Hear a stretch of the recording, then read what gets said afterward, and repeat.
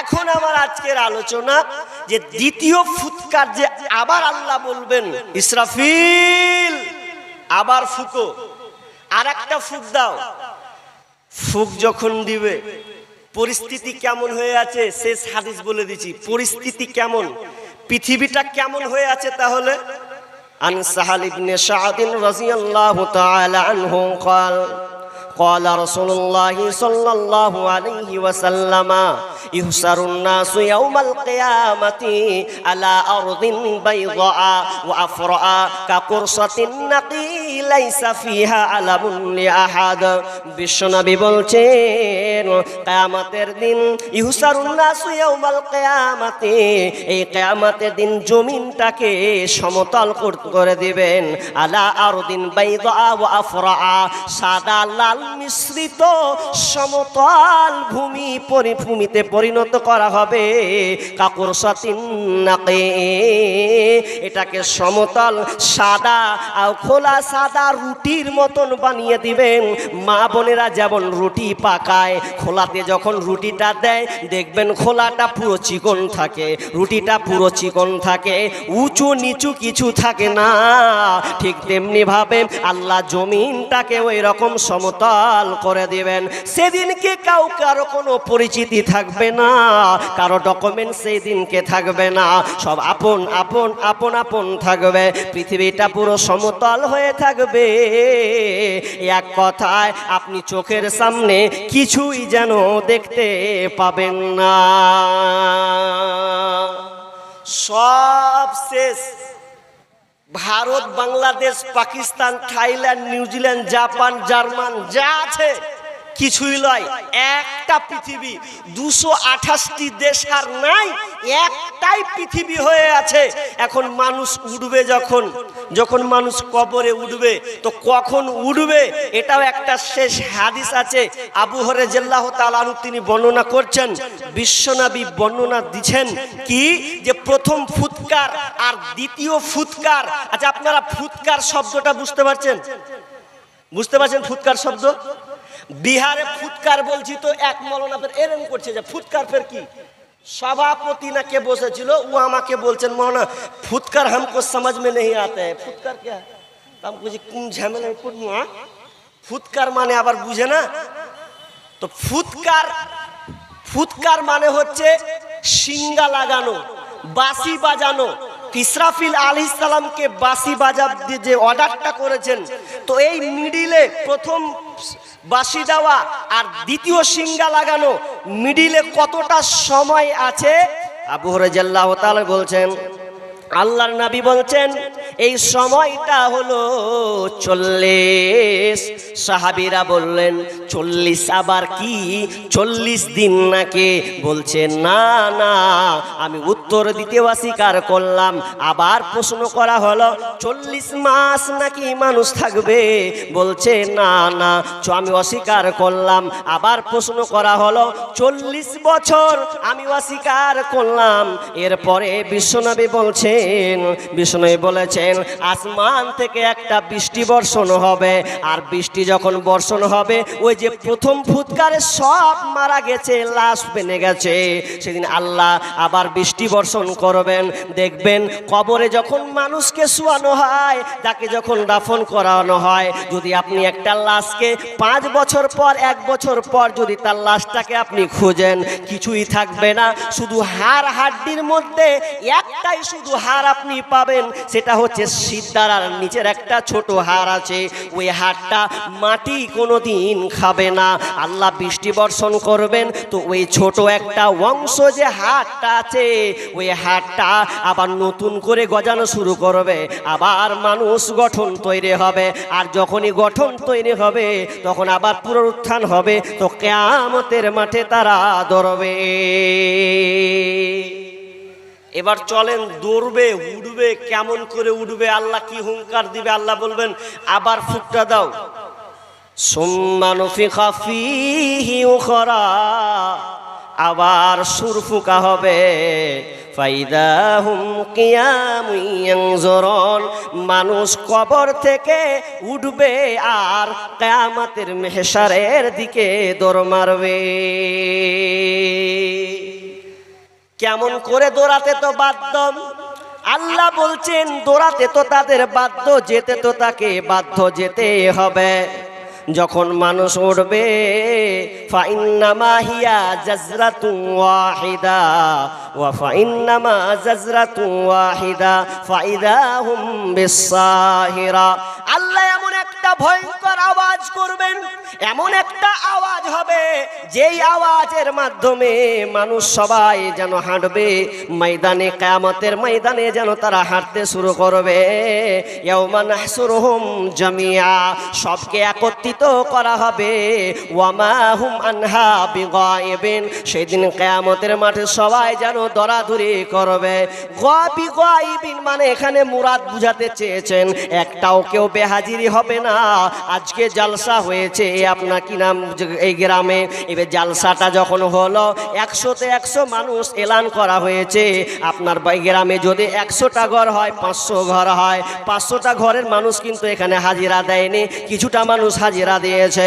কেউ মানুষ বাজারে আছে, কেউ আপনার কিনা দোকানে আছে, কেউ বাড়িতে শুয়ে আছে। কিন্তু যখন কিয়ামতের মাঠ যাবে তখন কেউ বেহাজিরি হবে না, সেদিনকে সবাই যেন দৌড়বে। আল্লাহ বলছেন আমার এটা একটা চ্যালেঞ্জ, সেদিনকে কেউ বলবে না আমি যাব না, সেদিনকে সবাইকে ওই কিয়ামতের ময়দানে হাজিরি দেওয়া লাগবে। সবাই হাজির হবে। এখন উঠার ক্যাপাসিটিটা কেমন হবে এটা দেখেন, উঠার ক্যাপাসিটি। কবর থেকে যখন মানুষ উঠবে 3 ধরনের ক্যাটালগ হবে। কবর থেকে মানুষ যখন উঠবে 3 ধরনের ক্যাটালগ হবে বন্ধুরে। এক শ্রেণীর মানুষ ভয়স্ভীত সন্তুষ্ট, এক শ্রেণীর মানুষ জান্নাত পাওয়ার আশায়, এক দল মানুষ তারা ভয়ভীত সন্তুষ্টর মধ্যে থাকবে। কিন্তু ওখানে 3 ধরনের মানুষকে যেন দাঁড়ান উঠানো হবে, তারা চলতে থাকবে। এক শ্রেণীর মানুষ তারা হেঁটে হেঁটে সাম্বাসিরিয়ার দিকে তারা যাবে, যেখানে কিয়ামতের মাঠ হবে সেই দিকে তারা চলতে থাকবে। এক শ্রেণীর মানুষ যারা কবর থেকে উঠবে তারা হেঁটে যাবে না, তারা উঠে করে সওয়ারি করে যাবে। ওই উঠে কেউ 2 জন ধরবে, 3 জন ধরবে, 10 জন পর্যন্ত ধরবে আর যাবে। শুধু তাই নয়, আবার কিছু মানুষকে আল্লাহ ওয়া নাহসুরুহুম ইয়াউমাল কিয়ামাতি আলা উজুহিম, সূরা বানী ইসরাঈল আল্লাহ সুবহানাহু ওয়া তাআলা বলছেন কিছু মানুষকে উল্টো করে মুখের ভরে চালানো হবে। সেদিন পা দিয়ে কিন্তু যেতে পারবে না, হাত দিয়েও নয়, যাবে কোন দিক দিয়ে? তো মুখের ভর করে তাকে যেতে হবে, কারণ সে সেই ধরনের লোক, যে যেমন ধরনের লোক হবে তাকে মুখ দিয়ে সেদিনকে চলতে হবে। আনাস রাদিয়াল্লাহু তাআলা তিনি বর্ণনা করছেন, একজন সাহাবী এসে বলছেন ইয়া রাসূলুল্লাহ এটা কি করে সম্ভব? সেদিন মানুষ মুখের মাধ্যমে কেমন করে হাঁটবে, এটা কি সম্ভব? আল্লাহ রাসূল বললেন ও সাহাবী রে, যে আল্লাহ তোমাকে পায়ে হাঁটার ক্ষমতা দিয়েছে সেদিনকে আল্লাহ ওই ব্যক্তিদেরকে মুখে হাঁটাবেন, মুখে চলাবেন, মুখের মাধ্যমে উল্টো করে তাকে সেদিন কিয়ামতের মাঠে হাজিরে দিতে হবে। এবার যখন চলল সব, আর একটা হাদিসে আছে, ওই হাদিসে যে একটা আগুন আসবে, ওই আগুনটা ধোঁয়াবিহীন, যার কোনো ধোঁয়া থাকবে না। ওই আগুনটা মানুষদেরকে তাড়া করবে, তাড়া করতে করতে ওরা যেখানে ঘুমন্ত তো ওখানে আগুন দাঁড়িয়ে গেল, ওরা যেখানে আটকাবে আগুনও আটকাবে, কিন্তু ওদেরকে তাড়তে তাড়তে একদম ঠেলতে ঠেলতে কিয়ামতের ময়দানে হাজিরি করবে। ভাইরা আমার, তাহলে ভয়ঙ্কর পরিস্থিতি কতটা যে ভয়ঙ্কর হবে আপনাকে আমি বুঝাতে সক্ষম নই, তবে আপনি ইমানদার মানুষ, আপনাকে বুঝাবো, অনুশোচনা করতে হবে। কিছু থিওরি দিলে আপনি ঠিক বুঝে নেবেন যে কতটা ভয়ঙ্কর। কিয়ামতের মাঠ 50,000 বছর, কিয়ামতের মাঠ 50,000 বছর হবে একটা দিন, 50,000 বছর একটা দিন হবে। কি কেমাকার না হবে, কি অবস্থা যে হবে আল্লাহ আল্লাহ বলার কথা নয়। এমন অবস্থা হবে মাথার উপরে সূর্যটাকে নিয়ে আসা হবে, সূর্যকে মাথার উপরে নিয়ে আসা হবে। ইয়ারাকুন নাসু ইয়াউমাল কিয়ামাতি, ইয়ারাকুন নাসু ইয়াউমাল কিয়ামাতি, কিয়ামতের দিন সূর্যটাকে নিকটবর্তী করে দেওয়া হবে, খুব কাছাকাছি করে দেওয়া হবে। এতটা কাছাকাছি করে দেওয়া হবে যে মানুষ যেন ঘামতে থাকবে, মানুষ ঘামতে থাকবে। কতটা ঘামবে? 70 হাত পর্যন্ত ঘামটা যেন ছিটকে যাবে, 70 হাত পর্যন্ত ঘামটা যেন ছড়বে। এতটা মানুষ ঘামবে। মাথার উপরে সূর্য, আপনার কি মনে হয় মাথার উপরে সূর্যটা আসবে? 1 মাইল উপরে যেন সূর্যটাকে করা হবে। বন্ধুরে আমার, কথাটা ভালো করে কান লাগান। আপনি দুনিয়াতে এখন বসবাস করছেন, আপনি কিনা রোদের সময়, রোদের তাপে, প্রখর রোদ যখন হয়, আপনি ঘর থেকে বের হতে পারলেন না, কিন্তু সূর্যটা তো মাথার উপরে নয়, কতটা উপরে আছে? বিজ্ঞানীরা বলছেন এই সূর্যটা আছে 9 কোটি 30 লক্ষ মাইল দূর। 9 কোটি 30 লক্ষ মাইল দূর থেকে এই সূর্যের তাপ আপনি গ্রহণ করছেন। 9 কোটিটা কত উপরে এবার বুঝলেন? এরপরেও লাইন পালিয়ে গেলে আপনি ঘরে থাকতে পারেন না, গাছের তলায় গিয়ে একটু আরাম করেন, বাতাস করেন, গাছের হাওয়া খান। এতটা প্রখর রোদ, রাত হতে গেলে টিনের ঘর গরম হয়ে যায়, আপনি ঘুমাতে পারেন না, ঘুম আপনার হয় না। কেন? তো সামান্য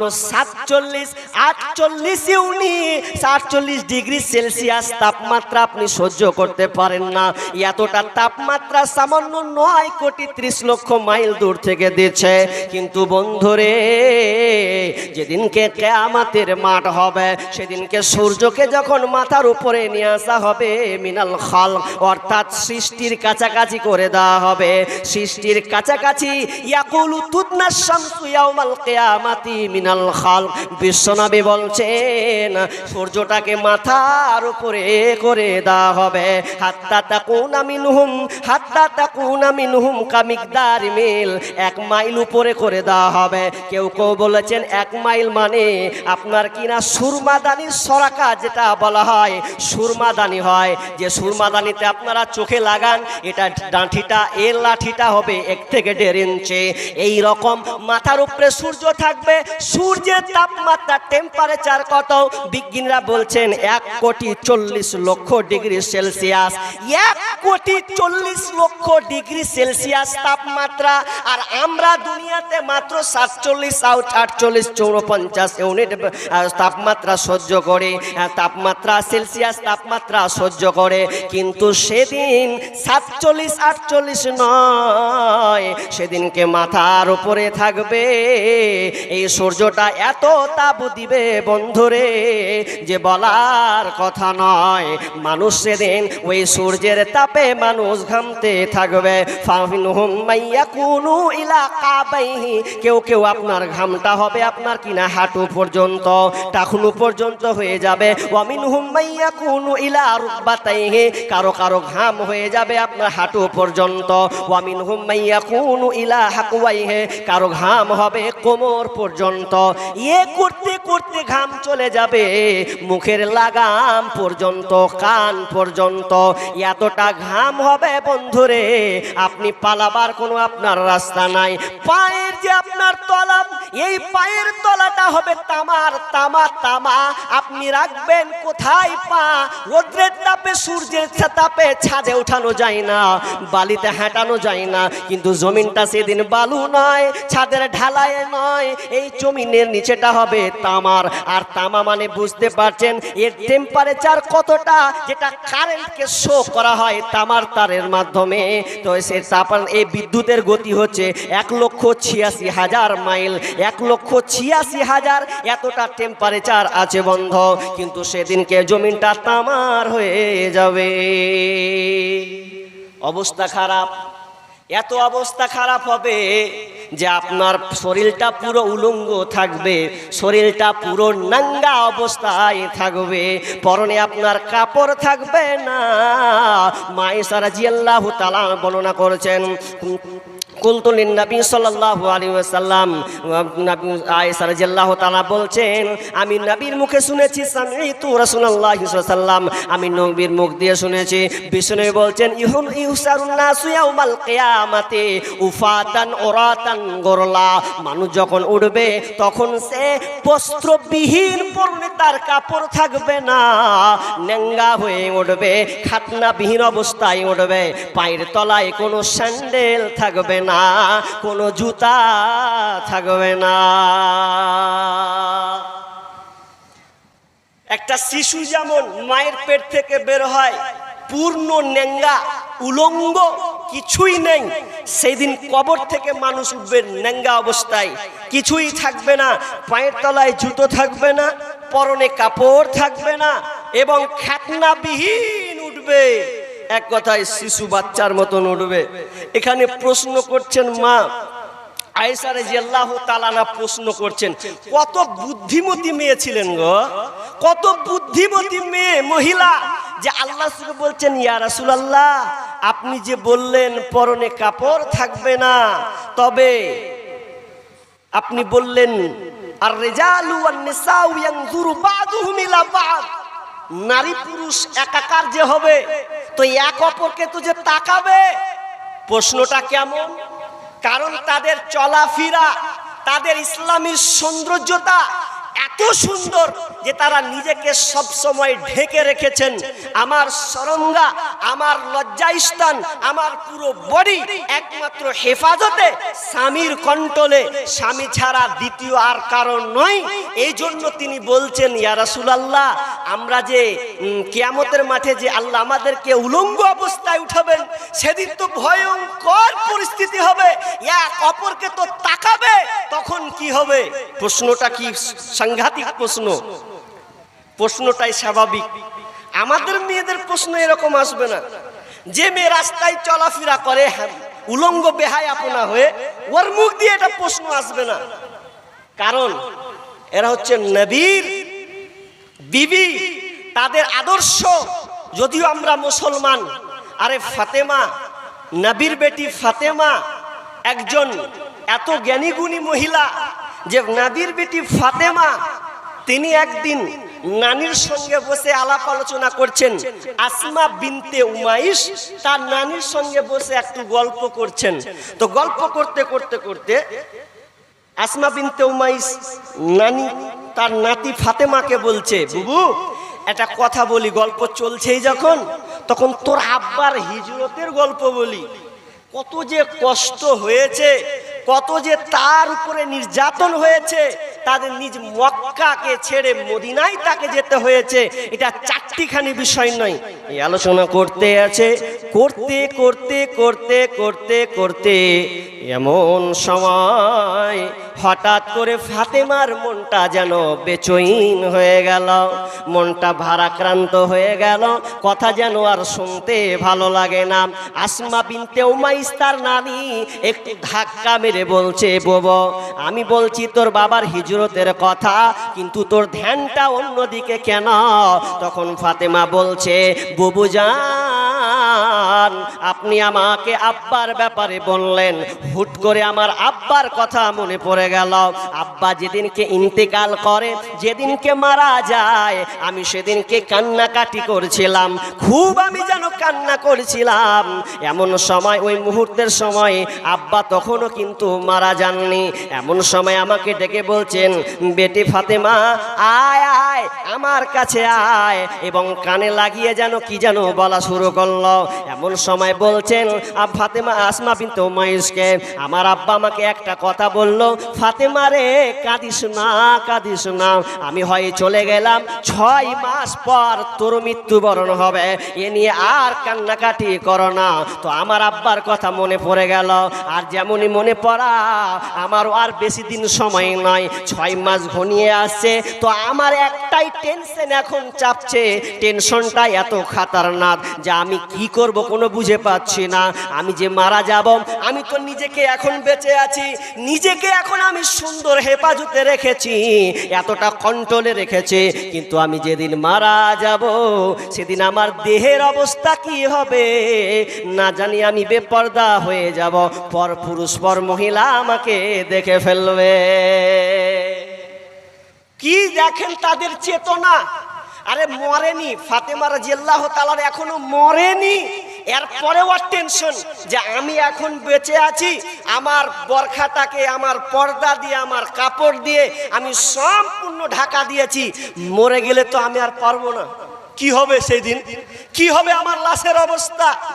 তখন আসমা বিনতে উমাইস তার নানি এবার সুসংবাদ দিচ্ছে, বুবু চুপ করো, আর কান্না করো না, আর বেচৈন হয়েও না, আপনি এই কাজের দায়িত্ব নিলাম, যদি আল্লাহ আমাকে চাই দায়িত্ব নিলাম, তুমি যদি মারা যাও আর আল্লাহ যদি আমাকে বাঁচিয়ে রাখে, তো আমি গ্যারেন্টি দিয়ে বলছে তুমি মারা গেলে আমি কাউকে দেখার সাহস দিই না। তুমি যখন মারা যাবে আমি বিশাল বড় একটা কাপড় দিয়ে ঢেকে দেব, এত বড় কাপড় দিয়ে ঢেকে দেব যাতে কেউ তোমাকে বুঝতে না পারে। শুধু তাই নয়, কাপড়টা যে ঢেকে দিব, 4টা গম্বুজ 4টা লাঠি চারদিকে পুঁতে দেব, আর পুঁতে দিলে গ্রামের মানুষ যদি আসে বুঝতে পারবে না তোমার হাইটটা কত বড়, তুমি ধলো না কালো, তুমি বেটে না মোটা, এগুলো দেখার কোনো তাদের সুযোগ থাকবে না। যখন এই কথা বলা, সঙ্গে সঙ্গে ফাতেমা হেসে যেন উঠলেন আর বললেন, বুবুরে আল্লাহ যেন আপনাকে সেই রকম হেফাজতে রাখে।